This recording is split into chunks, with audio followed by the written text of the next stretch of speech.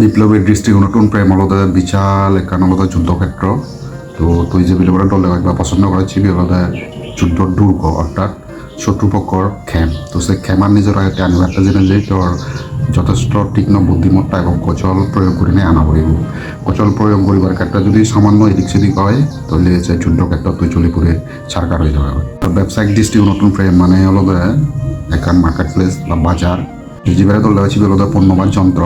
তুই সিভিল পিছনে 7টা ইনভেস্ট করবি, তোরা বিনিময়ে সুখ দিব শান্তি দিব। সিয়ানি দিতে যদি কোনো কারণে এটা ব্যর্থ হয় তাহলে পুরোটাই হলো তোর লস পাওয়া যায়। আবার কোভিড দৃষ্টিকোণ নতুন প্রেম হলো একখান বিরাট কল্পনা জগৎ।